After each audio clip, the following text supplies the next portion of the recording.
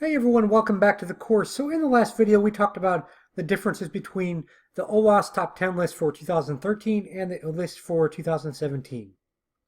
In this video, we're going to talk about different injection vulnerabilities as well as different injection attacks. So a quick pre-assessment question here. Jan is working as a penetration tester for Alien Invaders Incorporated. She's already mapped and enumerated the target network. Her focus is now shifted to the company's web application. So which of the following tools should she use on a web application to test input validation? All right, so if you guessed answer C, you are correct. And actually following this video, I'll introduce you to a world famous person that's going to talk a little bit about barbecue SQL. And of course, Nmap is for scanning, Wireshark is for packet sniffing and looking at packets, and then Hashcat is a password cracker. So again, you don't need to know what any of those are, but I just wanted to let you know. So our learning objectives for this video, we're going to talk about the risk rating methodology. We'll also talk about the risk rating for injection.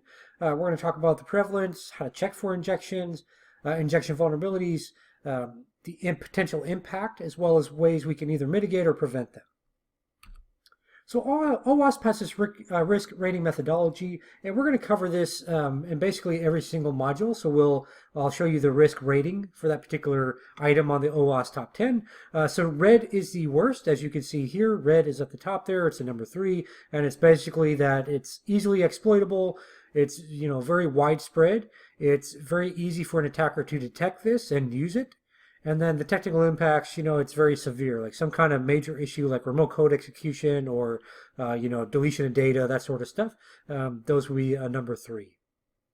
Then we've got our average ones that are kind of our middle ground there. And then we have our ones that are very, potentially very challenging for an attacker to exploit, or they're very uncommon, or it's very difficult to figure out to find the vulnerability, or there's really no effect once it's exploited. So speaking of all of those, you'll see injection right here. Now, of course, this is why injection is number 1 on the list for the OWASP top 10, because you'll see most of the categories here are what we call the bad, and what we'll continue calling the bad throughout the course. It's the red there. So injection vulnerabilities. Basically what's happening here is untrusted data is being interpreted. And so we've got several different types of injection attacks. SQL injection, which we'll talk about a little bit, and we're going to do all these 3 in the lab after this, right after this video, but after the video afterwards, after I introduce you to the world famous individual. So we'll talk about SQL injection attacks, command injection, and then HTML injection attacks are two types. So you've got your basically your stored or your persistent type, and then your reflected type. So the stored type is basically taking malicious code, and then it's basically storing it on the server side. So that way, every time a user accesses that server, that code is being provisioned out. So every time they visit that compromised web page, they're getting infected. Whereas reflected is just that single infection executed on the user's browser. So if I close my browser session, or if like you get infected and I don't visit the site, then I don't really have a risk. Or if I visit the site, maybe you were the only person that got infected because the code is being executed on your end of things. So different types of SQL injection. So we're going to focus primarily on that, since that's the most common type of all these injection attacks that we see. We've got union-based, error-based, blind, and a couple types of blind we'll talk about, and then also stacked queries.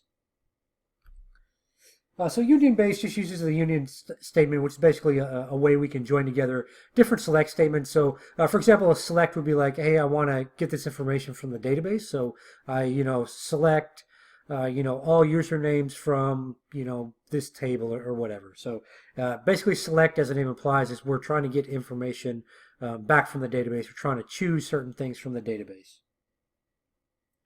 So what happens here is we have as I mentioned with the union command, it's joining together select queries. So we're basically building on top of the original select query to extend beyond. So let's say that I have a legitimate select query and I want to, as I mentioned, select some information from the database, like a name or something. And then what I would do as an attacker is I would combine several, so I would use a union statement to combine several select queries to, instead of just getting like the username, now I'm going in and getting the social security number, date of birth, all that good stuff. Error-based, so the goal here is to get the database to respond with an error that's going to show us the proper syntax. So then from there we can build out attack commands and potentially get information back from the database. Blind injection, so as I mentioned, this one has both Boolean or time-based. So Boolean is basically like a true or false or yes or no type of thing. So for example, we may say a true statement like, the ID equals 1 and 1 equals 1. And then we may provide a false statement, right? So like ID equals 1 and, 1 equals 2 or something like that. So we're providing a false statement there. And then time-based relies on the database like kind of pausing or sleeping for a period of time and then returning results. And based off that can indicate, whether or not that SQL query actually executed successfully or not. So again, both of these are blind-based, and we don't necessarily see exactly the error message coming back from the database, but we are able to garner some information about was the command attack successful. And then stacked queries, basically this terminates an original query and then immediately executes another query. So, for example, in this example here, we're selecting all the records from the MySQL users table in the database, and this is just an example of what that might look like. So prevalence, is this prevalent? Well, yes, this is probably the most prevalent thing on the OWASP top 10, SQL injection attacks specifically.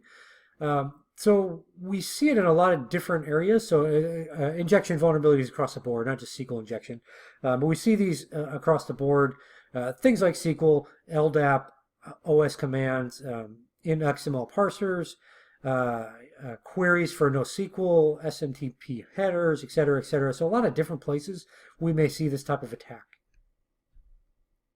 So how to check? Well, number one is there's no validation, right? So as we're entering data and there's not actually any validation going on, so that easily tells us that this may be vulnerable to some type of injection attack. Dynamic queries without context, aware escaping. So that just means that they're going to be used directly in the interpreter. And so there's no, basically with that, there's no parameterized calls, so there's no parameters being set. And then structured, and hostile data in queries.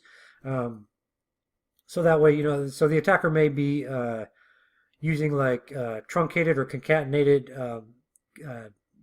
data, so that way we don't know exactly what they're trying to run, or at least the interpreter doesn't recognize that it's actually malicious, and so it goes ahead and processes that particular code. Impact. So one of the biggest impacts is data loss. Also data corruption, especially in SQL injection attacks. The attacker will try to get access to the database, and then from there they can potentially inject code in, delete stuff, or just corrupt it. Also disclosure to unauthorized parties. Again, that kind of goes back to the data loss aspect of it. And then denial of access as well, right? So if I can take over your database and I can potentially lock you out of it, what are you going to do as a company, right? You'll probably pay me whatever I want to charge you. So prevention, so source code review, you can use that. Validating input is probably the biggest thing there. Sanitizing input to make sure there's nothing malicious in it. Using safe APIs, using things like the limit command in SQL, or so that way we limit the amount of data that somebody can get back in a single query. Automated testing, whitelisting on the server side, and then of course setting parameters for the queries. So a quick post-assessment question here.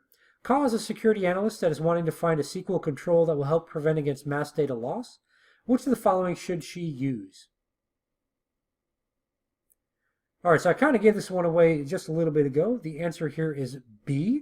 The limit is the control that we can use inside of SQL to limit the amount of information that's being removed in a single query. All right, so in this video we talked about SQL injection attacks. We talked about OS OS command, as well as HTML a little bit. We also talked about injection vulnerabilities at a high level. In the next video, we're going to introduce you to the world famous person I keep talking about, and then we'll have our injection labs, and then we'll move into the next module, which will be broken authentication.